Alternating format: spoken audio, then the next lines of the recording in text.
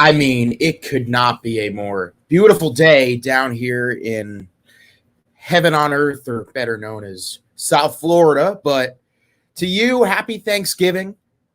Happy day after Thanksgiving. If you're still in a food coma, good morning.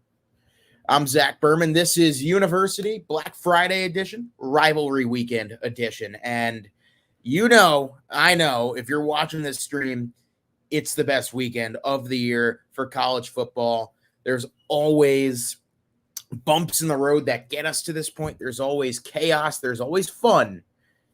And I'm here to break it all down for you. Make sure to like the stream, subscribe to the channel, download the app. There's so much exciting stuff coming. We've obviously just released the new takes feature, and especially in a weekend like Rivalry Weekend, there's going to be a whole lot to talk about in terms of takes. Now, in terms of picks, I'll get into that immediately because I'll end by breaking down where I think everything is going to stand in terms of playoff standings, college football playoff stuff, where I think teams are going to go for bowls, all that fun stuff. I'll get right to it. And I start off because I am 0 for 1 on the weekend because there was an important game last night, and I did have Mississippi State beating Ole Miss. That did not happen as the Rebels really dominated the game from start to finish. And I think a lot of people were maybe a little bit too bullish on Mike Leach not being an SEC fit. I think that there is a niche where he could work things out in Stark Vegas for Mississippi State. But congratulations to Lane Kiffin, to Matt Corral, and the Ole Miss Rebels. The first time in program history Ole Miss has a 10-win regular season as the number 9 in the college football playoff poll. Ole Miss Rebels defeat Mississippi State 31-21 in the Egg Bowl. I was expecting a little bit more chaos in the pouring rain. Of course, there's a lot of hatred between those two. But I did pick Mississippi State to win head-to-head, not against the spread. So we start off 0 for 1. This weekend, there's a lot, but of course with Black Friday, there are games today, and I have 2 picks for you today, a little appetizer of sorts before the main events tomorrow. One against the spread, and I'm gonna be a little bit of a homer here. Missouri has won 5 straight against Arkansas. That game kicks off at 3:30 Eastern on CBS from Fayetteville. It's the Tigers 6-5. They got to bowl eligibility last week against Florida, against an Arkansas team that played Alabama pretty well last week, only lost by a touchdown. It's at home. I think Arkansas is going to come out fired up because they lost the rivalry game last year in tough fashion. I think Mizzou knows what's on the line in terms of keeping their foot on the gas against Arkansas. I'm a senior at Mizzou. They have not lost to Arkansas since I've been a student. Arkansas is favored by 14.5. I think the Tigers will cover the 14.5. I don't know if they win, but I think Mizzou, who up until a couple weeks ago was the last team in college football to not win a game against the spread, Mizzou is now 3-8 against the spread. They've covered their last 3 in a row against Georgia, against South Carolina, against Florida. I think they cover against Arkansas. You can find that game on CBS. Now, the other game that I am picking tonight, and this one might come as a bit of a shock. I'm feeling very upset-minded this weekend. We haven't had a weekend where just all hell breaks loose. I think we get that. I think that Sam Howell, the quarterback for North Carolina, he came into this season as like a consensus number 1, number 2 guy in that QB room. I think he's going to have his moment tonight. And I think head-to-head, not against the spread, North Carolina, 6-5, will upset the number 20 NC State Wolfpack in Raleigh. That game, a 7 o'clock kickoff on ESPN. NC State is favored by a touchdown. I think UNC comes out furious, and Sam Howell will finally get his moment where some of these NFL scouts look at him and go, okay, there's a reason this guy was favored to be a top QB prospect. As for the rest of the Friday games, Why in the world is San Diego State hosting a game at 9 o'clock in the morning, West Coast time? That obviously Splash is a little bit further from the West Coast than where I am, but that game should not be starting at 9 a.m. It is a West Coast kickoff at 9 a.m. Boise State and San Diego State. San Diego State, if they win, they could go in 11-1 and could be a dark horse for a college football playoff New Year's Six Bowl. Splash, of course, says, go Boise, Bronco up. Boise is favored by 3 in this game, with a Mountain West Division title at stake. I'm going to go with the team that has less of a disadvantage with the time change, and I think that's going to be Boise State, and they pull it out on the road. So, yeah, Splash. There you go. Broncos are going to pull this one off. Iowa and Nebraska. Nebraska is the New York football giants of college football. They lose a lot of games, but they stay close in a lot of games. They are the kings of one-score tough losses. Nebraska is actually favored in this game against Iowa. I don't think Iowa's very good. I've never been very high on Iowa this year. But the way Nebraska turns the ball over almost at will, they lose a lot of these games because of these terrible late-game turnovers. Of course, Iowa, they are the reigning champion of winning games on turnover battles. I think Adrian Martinez turns the ball over too much. Even though Nebraska's favored in this game, I'm going to take Iowa. The number 16 Hawkeyes win the West, and we'll likely have a date next week with either Ohio State or Michigan. I'll get to that in a bit. Cincinnati favored by 14 over East Carolina, the number 4 team in the college football playoff rankings. I'll discuss later in the show why I like that. But the Bearcats will have a bit of a tough time with East Carolina. Pirates are 7-4. They've been an under the radar 7-4, but Cincinnati will move to 12-0. I don't think that the playoff rankings will get to their heads yet. Utah, 24-point favorites against a Colorado team that cannot score. That's an easy pick. I was high on the Utes last week. Even though there was no stream, I said on the app, I'm like, Utah's going to upset Oregon. I didn't have Utah steamrolling Oregon the way they did, but give me the Utes. I actually think they cover the 24. Okay, on to the big show. Saturday in rivalry weekend.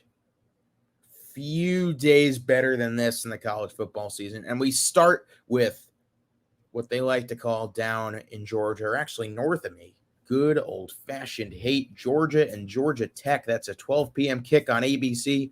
11-0 and the number 1 seed in the college football playoff. As of now, if Georgia wins this game, they are in the college football playoff. They can afford a loss next week in the SEC championship.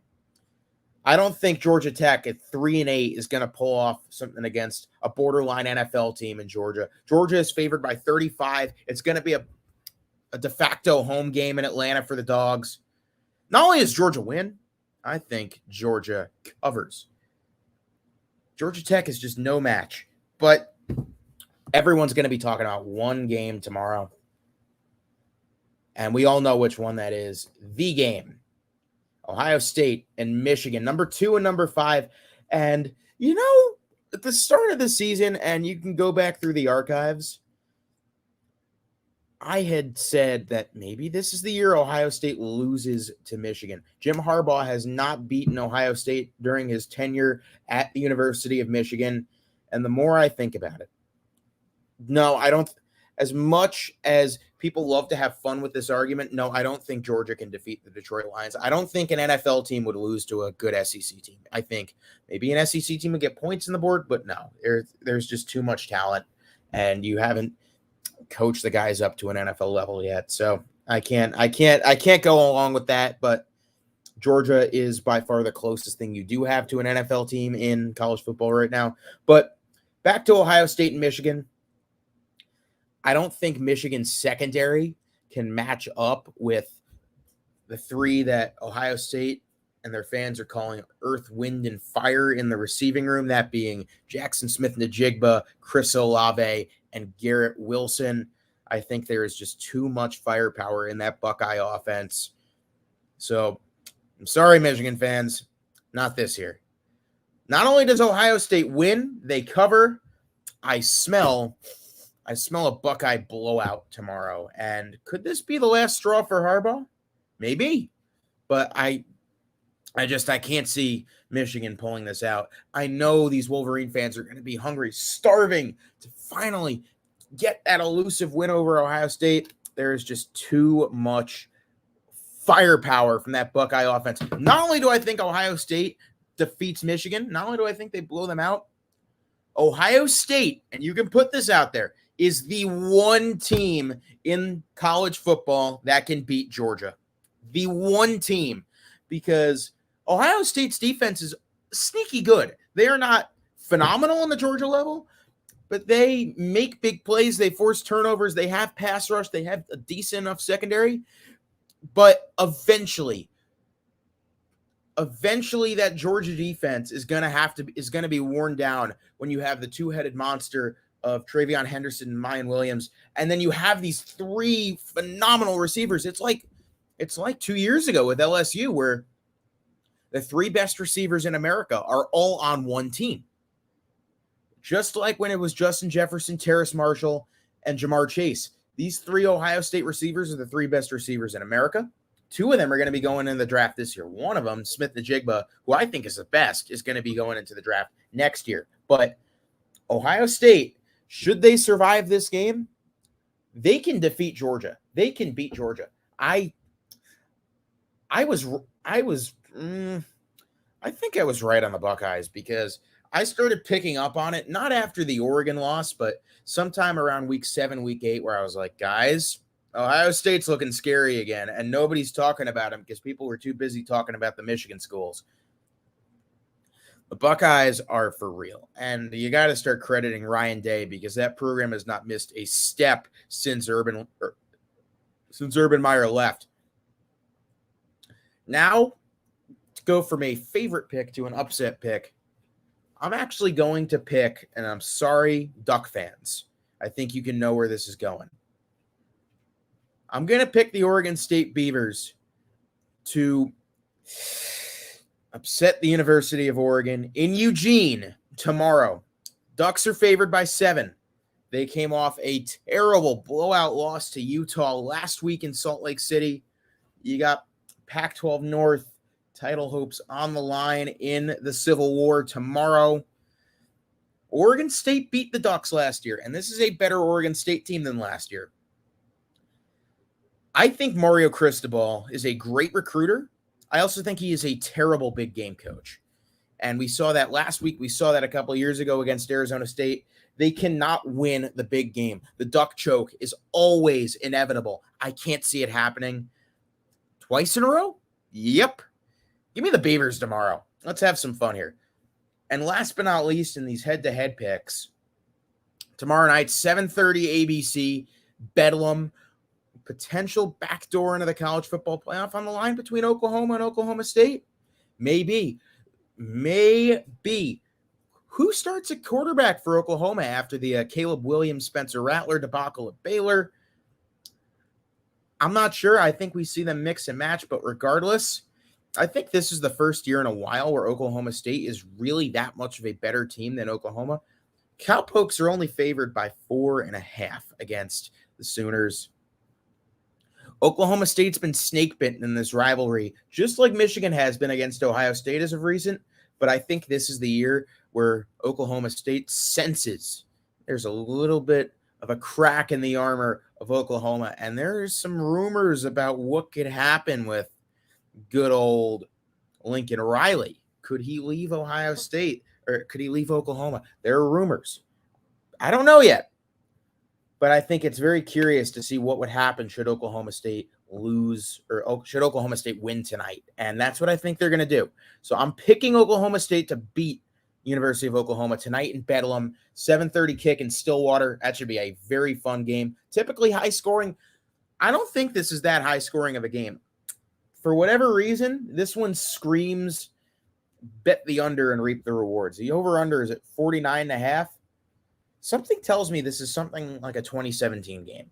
something a little bit closer and tighter and lower scoring than what we typically get out of these games. Against the spread, Auburn always shows up for the Iron Bowl. I don't think Auburn's good enough to win this year. But I think, and this is a 3:30 kick on CBS. Where was the spread yesterday? It was 19 yesterday. Now it's been bumped up to 20.5. 6-5 Auburn hosting number 3 Alabama. Alabama has had some tough games this year. And Auburn always comes out for the Iron Bowl, especially when it's not in Tuscaloosa. It's on the plains. I don't think Auburn wins, but I think they do enough to keep it close. And I think they cover the 20.5 against the number 3 team in the nation in Alabama. And Alabama's got to win out if they want a shot at the college football playoff. And man, these flies. Florida, man, it's just, these flies just come at you in droves.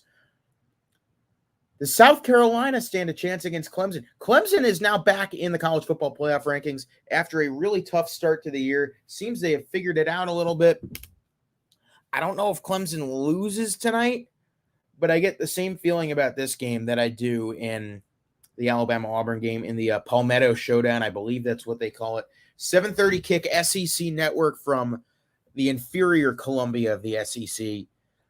I actually have the Gamecocks covering the plus 11.5. And Clemson's defense is really good. This is going to be a low-scoring game. The under is at 43. The under feels like a safe bet because neither of these offenses put up a ton of points. But I don't love Clemson hitting the over. I just don't think their offense is good enough. And I think South Carolina is going to come out hungry. And we haven't seen the Gamecocks really win this game, I believe, since 2012. South Carolina, of course, they have not been nearly as good of a program as Clemson has been since Dabo really got to where it's called the Palmetto Bowl. And Clemson has won the last 6. Last time South Carolina won this game was 2014. I think does it change tonight? I don't know. But I do think that Clemson is not going to be good enough to cover the spread in this game. So give me Clemson. Also, the team I think I was the most wrong about this year was Notre Dame.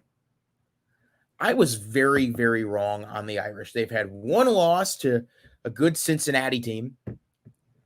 And other than that, they've done everything they were supposed to do. I had Notre Dame as an 8-win team this year. I think there's a lot of credit deserved to Brian Kelly, who has put together a borderline coach of the year performance, and I think he would deserve it if Luke Fickell and Kirby Smart didn't exist. Stanford is terrible. Stanford is absolutely terrible. So Notre Dame, spread's gone up to 20. I think the Irish cover the 20. It's an 8 o'clock p.m. Eastern Standard Time kick from Palo Alto on Fox. So take the Irish big there. And now just into the rest of your ranked Saturday games. Let's go quick. Texas Tech stinks. Baylor's good. Baylor 9-2. Dave Aranda has done a phenomenal job there. Could he be going back to LSU? Of course, he was the defensive coordinator for that national championship team. Baylor's favored by 14. Yeah, Baylor's going to win this game. It's just a matter of whether they cover or not. Texas Tech is, I don't think they're very good. I think they're one of the worst teams in America, over 500. Wake Forest they feel like they're due for a letdown in this one against Boston College. Wake is only favored by 4.5. I think Vegas knows something we don't. Give me the Eagles in an upset. I don't think BC's very good. I think Wake Forest has a snoozer. They had their big week. They had their big win last week against against NC State. I can't buy Wake Forest today. So give me BC. Houston over UConn. Houston's favored by 24, favored by 32.5. Houston is ranked 24. Give me the Cougars. I think they cover because UConn is 1-10 and they stink. UTSA favored by 10 over North Texas. The Roadrunners ranked 22nd. I think the Roadrunners will get to that 12-0. Of course, my wonderful colleague Henry, he loves UTSA. Rank UTSA, we said for weeks. They are ranked. They are good. They will beat the Mean Green. So UTSA wins. They cover the 10. And the Roadrunners, also known as the Chaparral Birds, 12-0 in a perfect regular season, for University of Texas, San Antonio. Penn State, Michigan State, this game is going to be a mess. The land grant trophy, it's basically just a shelf. Tickets are going for as low as $7 in this game. Penn State, it's been a disappointment of a season, but that's not the discussion. The over is set at 52. I don't know about that one. Michigan State is favored by, no, Penn State's favored by 2. So I guess once again, Vegas knows something. I don't think Penn State's very good. I think Michigan State winds up winning this game. My bigger concern is that Penn State gave a mediocre coach a massive, massive deal. And James Franklin is a phenomenal recruit, does a lot for the brand, but I don't think he's a very good big game coach. I think he's basically the new Mario Cristobal of the East, and it's the battle of 10-year contracts because Michigan State signed Mel Tucker to that massive 10-year, $95 million deal. It's one of the in college football. And how did Sparty respond? They got run over by Ohio State last week. It's a 10-year, $70+ million extension for James Franklin at Penn State. And I don't think he's a very good big game coach. We've seen Penn State lose a lot of big games. They have won a Big Ten title, but that was back with Saquon Barkley and Trace McSorley back in 2016. I don't think Penn State's ceiling is anything above a New Year's Six Bowl under James Franklin. I'm sorry, Nittany Lions fans. I know he's a great recruiter. I know he's been able to build the brand, especially after what happened earlier in the century. I'm not a James Franklin guy. I would love for him to prove me wrong, but I can't get behind it. I think both him and Mel Tucker were paid what they were paid to make sure they were kept away from bigger poachers like a USC, but I don't see it. I don't see Penn State or Michigan State being that good under these new coaches. Wisconsin and Minnesota at 4:00 kick on Fox tomorrow. Wisconsin favored by 7.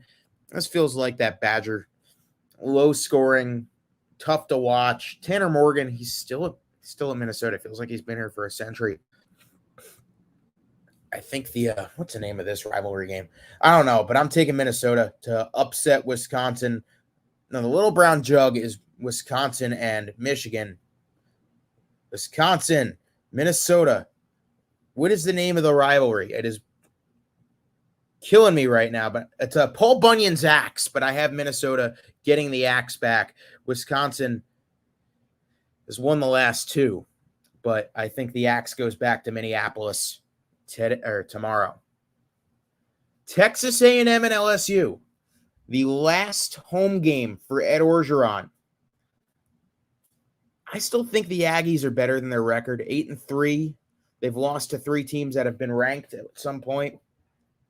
A&M wins and covers a 6.5. So give me the fighting Texas Ags tomorrow night from Death Valley, the last game under Ed Orgeron. Actually, I could, you know what? I'm going to back that up. This one's a coin flip of a game. I can see LSU coming out fiery, looking for bowl eligibility. They're 5-6. It's their last game under Coach O at home. Could be their last game ever under Coach O. I'm actually going to do what I never do on this show, and I'm going to go with a little bit of a flipperoo. Give me LSU to pull the upset tomorrow night. Why not? Why not? Under Coach O, their last game? Sure. Go Tigers. I can only say that one more time. Pittsburgh and Syracuse. Kenny Pickett, the pride of Ocean Township, New Jersey. Syracuse is not very good. Pittsburgh they've already shown up in that ACC title game next week. Number 17, Pitt, they win and they cover the 13 against Cuse tomorrow night. And last but not least, BYU and USC. BYU favored by a touchdown. USC stinks. I think the Cougars will go big or go home tomorrow. Any other major rivalries that do not involve ranked teams? Let's see. K-State and Texas. Kansas State wins and pulls the upset. Texas favored by 2.5. Disagree with that. That's in 30 minutes. That's not tomorrow. That is 30 minutes from now on Fox. Yeah, give me K-State there. The Apple Cup, the battle of teams without head coaches, Washington State and Washington. I think the Huskies are looking for bowl eligibility. Actually, I take that back. The Huskies can't be bowl eligible. But Wazoo on the road. The Apple Cup goes back to Pullman. Give me Washington State. TCU and Iowa State, I don't know if that's much for a rivalry. Iowa State favored by 15. I think TCU covers because Iowa State's just not very good this year. The Battle of Bowl Eligibility, Part 1. The Sunshine Showdown tomorrow from Gainesville. Florida State and Florida. 2, 5, and 6 teams. Florida's favored by 3. Coin flip game. Why not? I'm going to go Seminoles because I think Florida's just dead. Maryland and Rutgers. Battle of bowl eligible teams or teams looking for bowl eligibility. That one is a push. No favorite. I take that back. It has been changed. Maryland favored by 1.5. Give me Rutgers at home. Rutgers finally bowl eligible under Greg Schiano again. That feels good to say. Miami and Duke, that one's pretty much irrelevant. Miami's favored by 21.5. Duke stinks. Give me the U to cover that one. Yada, yada, yada. UMass and New Mexico State in what might be the worst game of all time. 1-10 versus 1-10. Do not watch this game. It is hazardous to your health. New Mexico State will cover because I don't know anything about either of these teams. Battle of Illinois, Northwestern and Illinois. The Illini have won 4 games, and all 4 of them have been significant. I think they beat Northwestern tomorrow. Indiana, 2-9. What a disappointment in Bloomington for Tom Allen's squad. I mean, nobody saw this coming, right? Yeah, Purdue covers. Purdue covers the 15.5. Vanderbilt and Tennessee. Well, we all know Vandy stinks. Tennessee covers the 31.5. Virginia Tech and Virginia. Virginia Tech gets to bowl eligible and they upset UVA. Arizona State and Arizona, the Territorial Cup. Arizona stinks. ASU 7-4.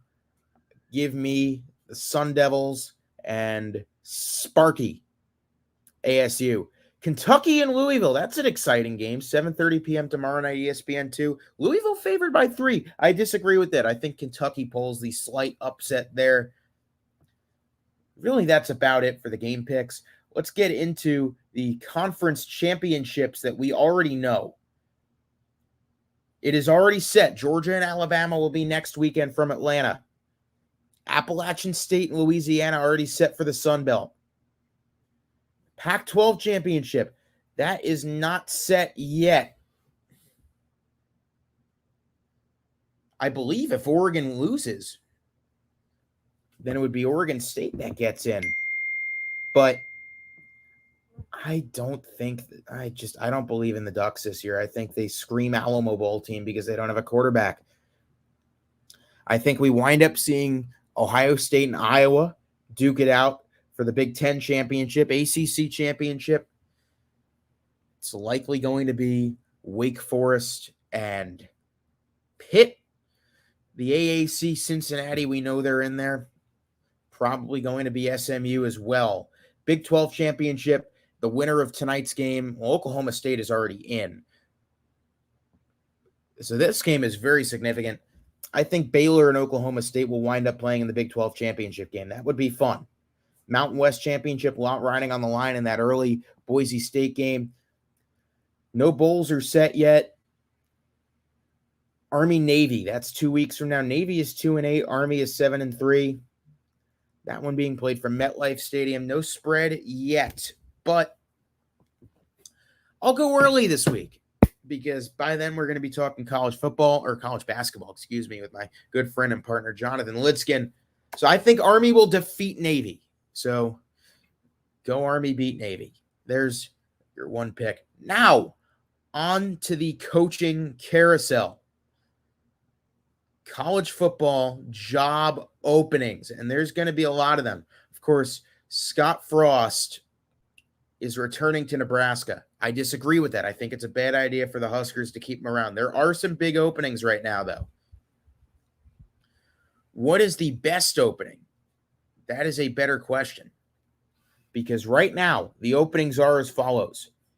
LSU, USC, Virginia Tech, Washington State, Akron, UMass, they have filled that. FIU, there are rumors swirling that Lincoln Riley could bail from Oklahoma and go to LSU. That is a really, really, really tantalizing thought. I think people would lose their minds if that happens. Do I think Lincoln Riley would pack up and leave Oklahoma for LSU? I think they could. I think he could. Do I say it? Do I say it? My gut will tell me that Lincoln Riley will be the next coach in Baton Rouge. I don't know anything. I know nothing. I'm just going off of those reports from a couple weeks ago. But I think that Lincoln Riley will be the next coach of LSU. So put that down right now. And I think that will send shockwaves through the college football playoff world, the new SEC with Oklahoma switching conferences. Lincoln Riley is going to be moving from Norman to Baton Rouge. I mean, I don't know nothing. But what I do know is that where there's smoke, there's fire. And where there's fire, there's usually drama. And LSU is such a great job. And they won a national championship with Ed Orgeron, who I think might be the most overrated coach in college football history. He's not a very good coach. They did not win that national championship because of Coach O. Who do I think takes the USC job? I think Luke Fickell could still be that guy. Chris Peterson, remember him, old Washington coach, he could be that guy.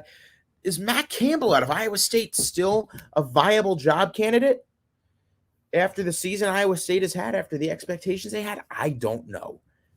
I think Luke Fickell out of Cincinnati takes the USC job. You can mark that down too. Not much smoke or fire there. But the big, big question, if the Jaguars still stink, what happens to Urban Meyer? I think Urban stays put in Jacksonville for another year. I think he winds up taking a big college job down the line. So here's my what if, because I think, and this is going off of reports from a couple weeks ago, or a couple days ago, excuse me, that Billy Napier, disciple of Dabo Swinney and Nick Saban, the head coach of the University of Louisiana, University of Florida is rumored to be interested in taking him as their next head coach. And I think that would be a very, very good hire for the Gators. Oh my gosh, that was a fly right on my nose. These flies in Florida. Man, oh man. As there's rumors swirling right now, like leaves in the fall, that Billy Napier would be interested in taking on the Florida job. Rumors also have it that Luke Fickell and Lane Kiffin would also be interested in going to Gainesville. I don't think Lane Kiffin leaves Ole Miss. I think that's a niche for him. But on the Frank Frangie show and from Florida insider Pat Dooley, all signs point towards Billy Napier being the next head coach of the Gators. I think it happened. So Florida job, Billy Napier out of the University of Louisiana, really good hire, and somebody that for a while was a good fit for an SEC job. I think he gets it in Gainesville. So there you go, Gators fans. You want your big name. He's not a big name, but he is definitely a good hire. Now, Oklahoma, should Lane Kiffin leave, where does he go? I think a very interesting name to watch. It's not a flashy name. I'm not sure if it's OU. I'm not sure if it's USC. Watch out for Dave Aranda, head coach of the Baylor Bears. He built that Baylor team back up almost on the fly, and it's been so impressive to watch. Maybe Dave Aranda takes a big job, and maybe a school like Iowa State could lose Matt Campbell. Dave Aranda could go up to Ames. We don't know. There's a lot that can happen, and coaching hires and fires are always decided on Rivalry Week. I'll be back next week because this weekend is going to be a whole lot of fun. Make sure, download the app, like this video, subscribe to us on YouTube, and get involved with these takes, especially in Rivalry Weekend. It's a huge, huge weekend of the NFL coming up. How about that Cowboys-Raiders game last night, huh? But you look at the NFL schedule this weekend, Rams-Packers, that's going to be a lot of fun. Titans and Patriots, Buccaneers and Colts, Browns-Ravens on Sunday Night Football. Whole lot of fun this weekend in the NFL, and you're going to want to be right there for takes also with the MLB potential lockout looming. Get in there because you'd love to be able to discuss some of these takes when they hit, when players are signed or traded or whatnot. But until then, enjoy your college football long weekend. First games kick off in about 23 minutes. Sit back, relax, and for Splash, of course, go Boise State. See you in the not too distant future. Thanks for watching uNIVERSITY.